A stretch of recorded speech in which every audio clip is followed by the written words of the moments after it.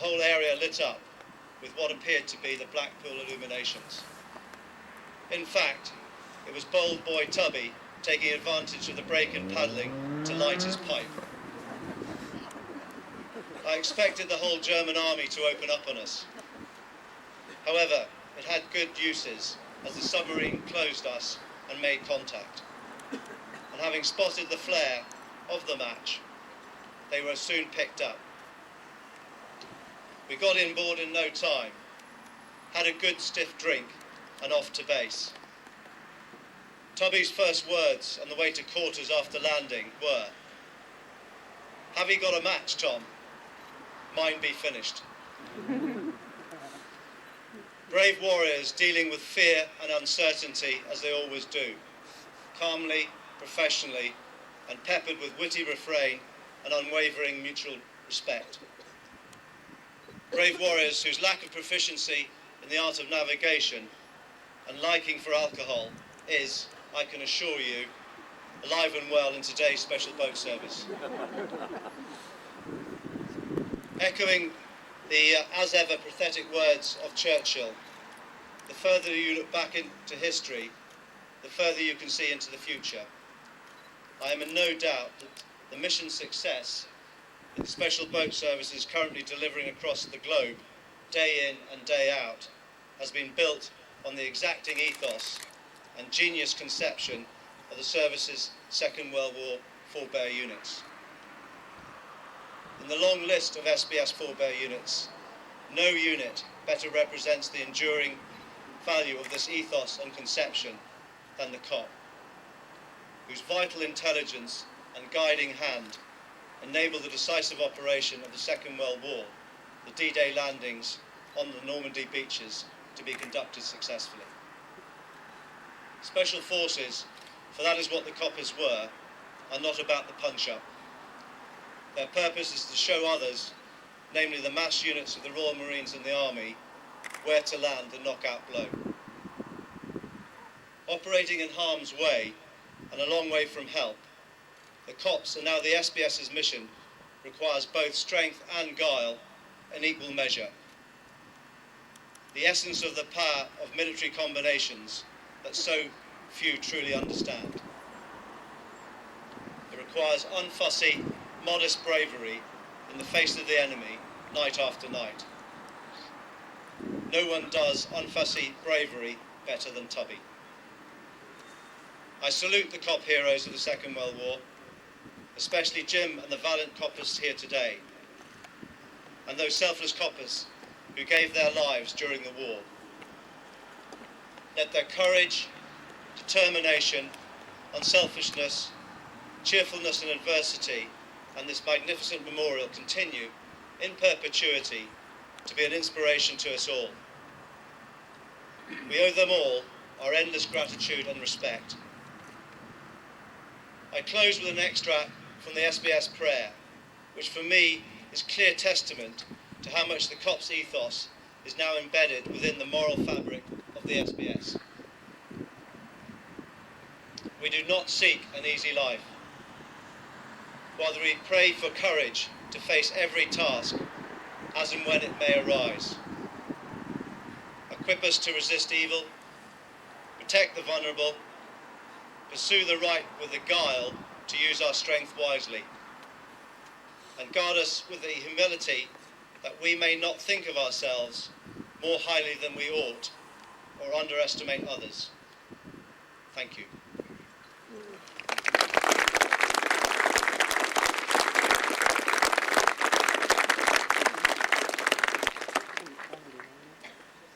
Let us now observe a minute's silence. Thank you.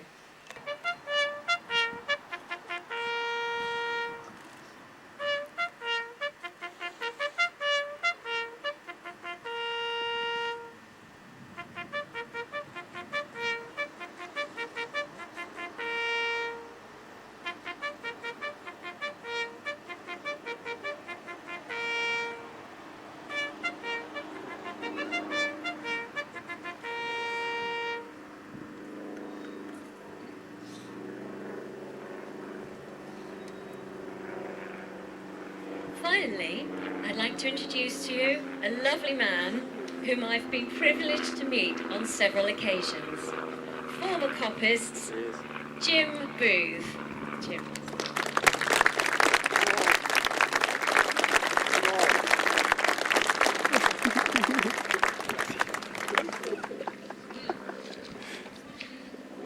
Well, Lady Patricia, distinguished guests, ladies and gentlemen, I just feel like saying, follow that. Quite honestly, I had a lot prepared, but what's happened in this day is quite spectacular. I think really I'm here mainly now to offer thanks to all my fellow survivors, I think we call ourselves, don't we? Everything's been done this last few days, mainly this last weekend. And unfortunately, I've got two people to thank. First of all, who's been thanked at least once before, but nevertheless I can bring up. Tom Piper again, we must say. And I think I must emphasise that Tom Piper's gift of this wonderful grant was a gift. It's not, of course, owned by British Charles. So thank you again. So would I could have a round of real good applause once more.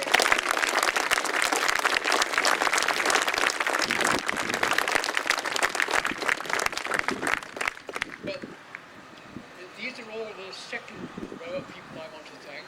They're all level-pegging seconds. Guess already there was one top of the range chap. What's our thanks? But it's coming in a minute. The next is in fact the RE. Because after we had this being given to us, this wonderful lump, we had to get it back to Hailing Island, of course. At that time, wasn't much money came in, and Robin said, well, how on earth are we going to get this done? I haven't been able to help Robin very much with administering this wonderful feat that he's done getting us here. But on this occasion, I had something, because by pure chance, my youngest granddaughter, whose mother is here today, had been to school in Taunton. She had a boyfriend there, now her ex-boyfriend. And they had them to stay for a meal when they came down, I think on the holidays. And I talked him up. I realised, of course, his father, I'd asked him about his father, he was a sapper, and we talked about the reason of the word sapper, of course. And he didn't know it, actually, and we talked about that. And then suddenly I realised, gosh, his father was a brigadier in the sappers. Now, sappers sort of move heavy objects around, don't they? Perhaps I could ask him to help.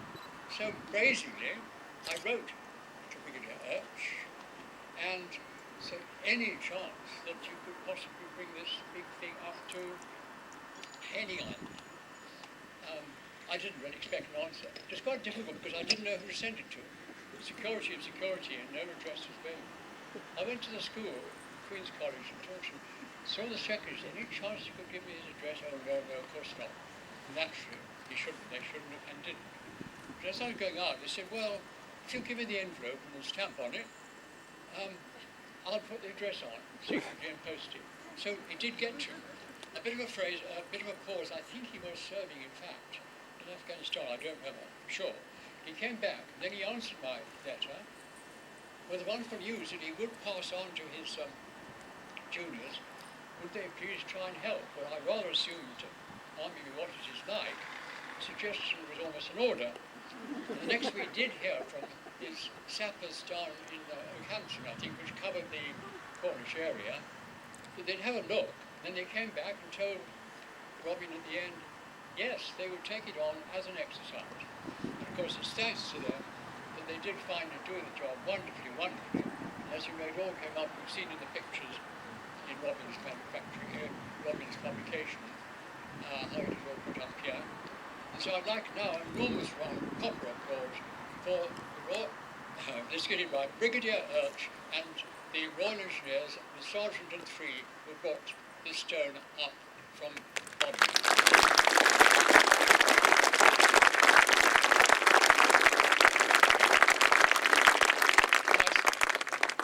My third sort of mini thanks is really to everybody else, really. It includes all the other people who we coppists have been looked after by. for instance, the hotel who gave us free accommodation, didn't they? Wonderful. And all the other people, like everybody who's come here today. Everybody else, 100 others, I have to call it just one group. So let's give them all a chance. All the others who thank you.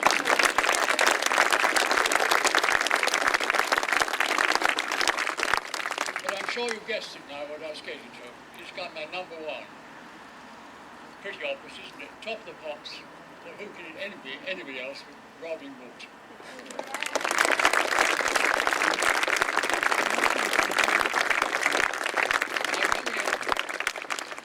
Robin Gorton, I don't quite know how he started this business. I think he said he read something in Navy News. I think my name must be mentioned. I can't think why it was. He managed to bring me up. I don't know much at the beginning, but he became determined to do something about putting up for cops, for heading oil benefits. And he really has struggled for 3 years. He pointed out to me an interesting fact that COPP only existed just over 2 years, from 43 to 45. But he actually worked on doing this for over that time. And I know this is the case with long-term conversations. I could do very little from my distance past and talk for a long way away with commitments. I'm a church organist, amongst other things, and a large family there. So that was it. So, and Robin has now come to fruition. Everything has got right after this long 3-week job, Robin. Can we give Robin now a really, really tumultuous applause?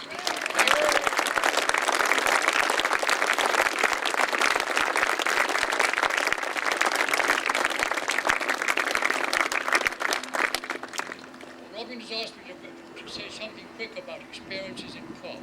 This is very difficult. I'm only supposed to have 5 minutes anyway, and I've exceeded that already. So I'm not going to do that really, except just one silly thing. Our ex-craft, because it was a lovely boat, the ex-craft were beautiful boats, and the operation for the Normandy marking operation, the pilotage on D-Day, was in fact, I suppose you could say that two craft was a risky operation. Point of fact that nothing went wrong. Operating afterwards in Burma, a very different story, very dangerous and not very nice. But this operation was good because the boats were so perfect. I'm going to end fairly soon with only a single story, which is that unfortunately one press, who has seen it, I mustn't name it, discovered something about the few survivors in X-23 and came and interviewed me and asked, I felt rather sort of unnecessary questions at the end of the day. And the final was that he asked me, she asked me actually, what we felt like in the position just before D-Day when the invasion had been postponed by 24 hours because of the weather, and we were bottomed, ex-Scotland bottomed.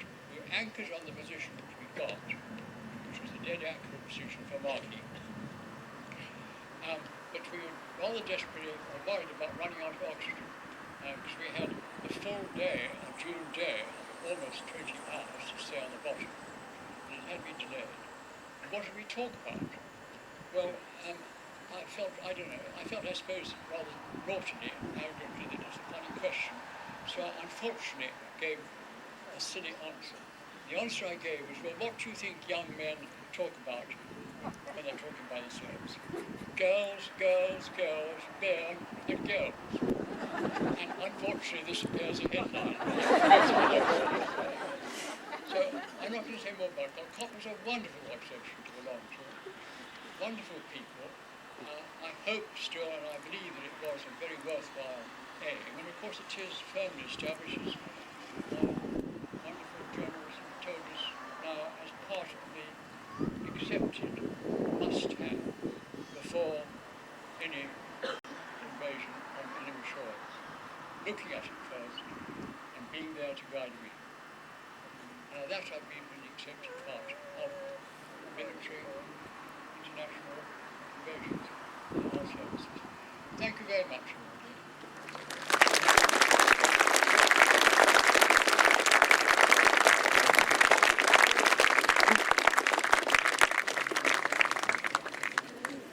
Thank you so much. That was fantastic. And thank you so much for giving us a little insight into what it must have been like to be on one of those beautiful boats. What a lovely image that those boats were so beautiful. And I think I speak for everyone here today. What an honour and a privilege it has been to be part of this ceremony, this homage. Somebody called it modest bravery. And for me, it has a big impact on how important it is to acknowledge each other, to acknowledge the things that we do. This is obviously on a grand, dramatic scale, but on a more minor, everyday scale, how wonderful it is that people can get together and thank each other for the things that they do. And that has had an enormous impact on me personally today, and I'm very, very grateful that I've been here to witness what happened on Hayling Island. Thank you.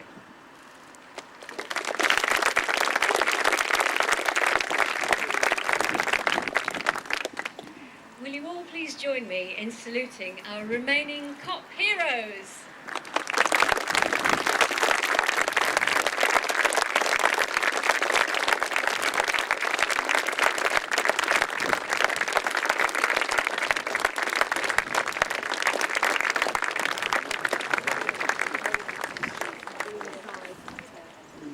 And now, as is customary on these occasions, will those who can please stand for the national anthem.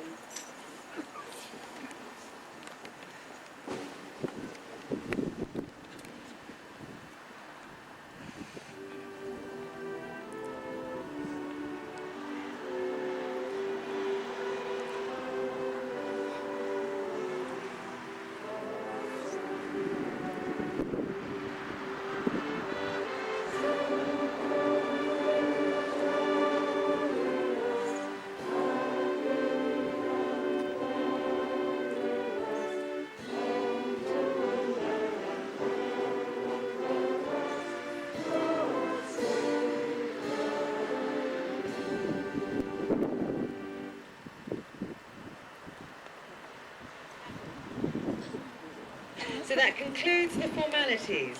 Please feel free to chat, take photographs, look at the military vehicles, and talk to the coppists maybe about their experience.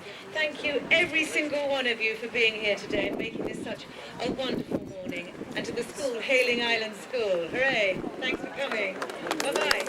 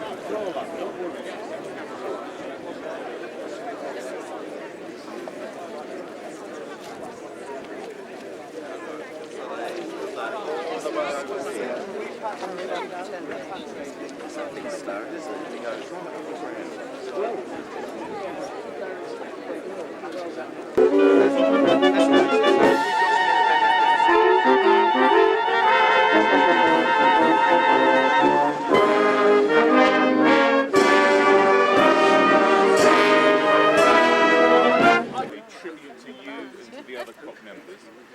Why? Do not know, frankly, any of the ladies next week were very little men, and I don't really know why. It's just suddenly become